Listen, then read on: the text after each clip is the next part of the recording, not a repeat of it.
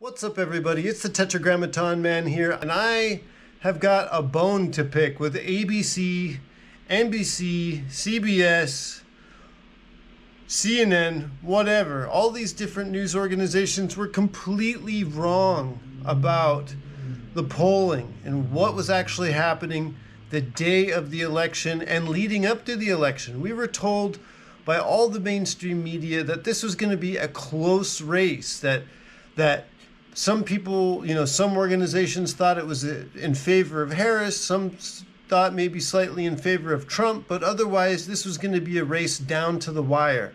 But this is not what we were seeing in the betting markets. In the betting markets, you were seeing 60-40 plus, sometimes up to 70, close to 70-30 in favor of Donald Trump. Now, why would the betting markets be so wildly different than the mainstream media's own polling?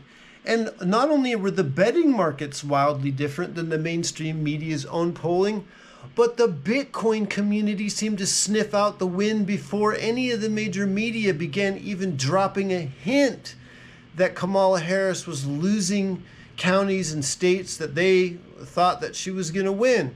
So right around 1 p.m., if anyone was paying attention, you would have started to notice Bitcoin started going up.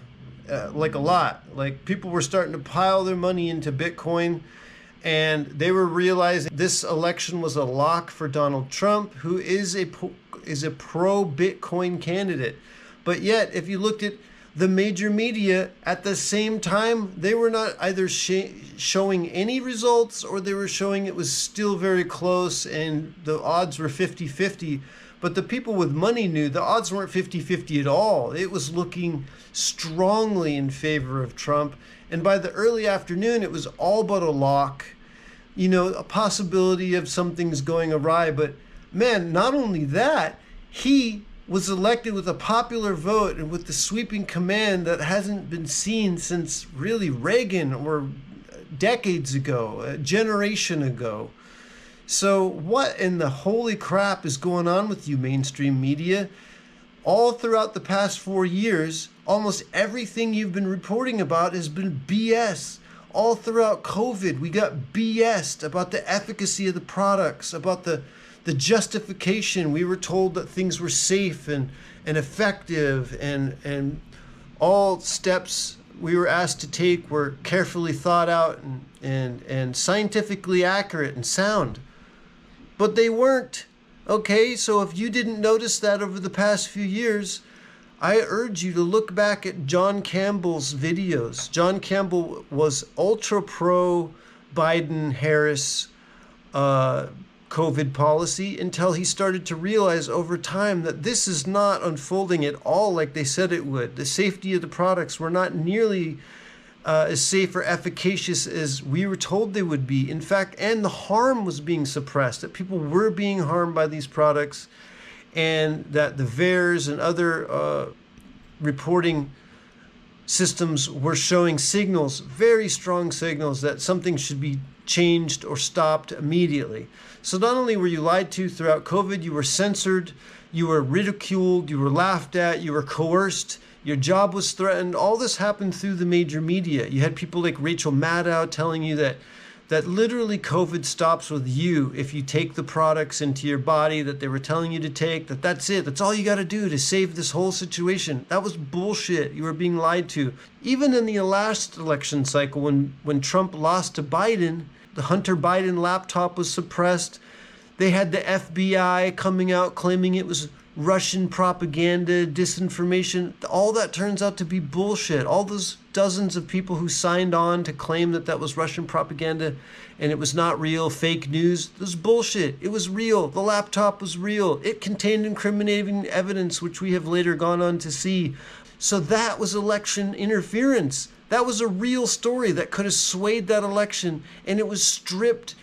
It was censored. If you talked about it, you were censored. You could have lost your channel. You may have lost your social media platform for talking about it. COVID, same thing, censored, suppressed, and people were denied and stripped of their channels. and on and on. And then even down to this election, we were told, oh, this is going to be a super close race. And in fact, Kamala could be winning. Not even freaking close. And it wasn't election fraud because it was so sweeping across the whole country. The popular vote, states that were previously all blue like California were now half or more red. Counties, swing states that previously were difficult were just swung to him. What am I saying here? ABC, CNN, NBC, what in the holy F are you guys up to? Who are you beholden to? Why did you lie to us? Why were the polls so wrong on your websites and on your feed when the word on the street, the professional pollsters, the betting markets, and the crypto market were all completely aware that Donald Trump was going to sweep the crap out of this election.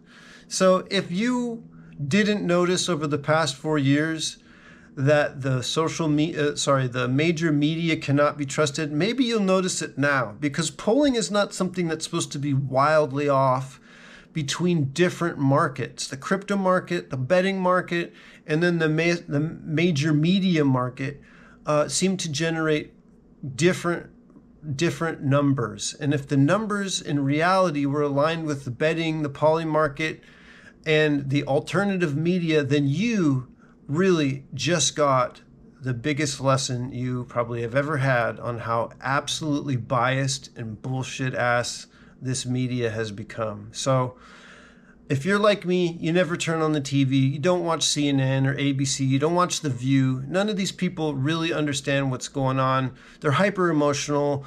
They're being charged up on levels that just aren't important, frankly, because what matters to most people is being able to put food in their children's mouths, being able to have enough money to do cool and interesting things or invest. And anyways, I'll digress. So that's my rant for today.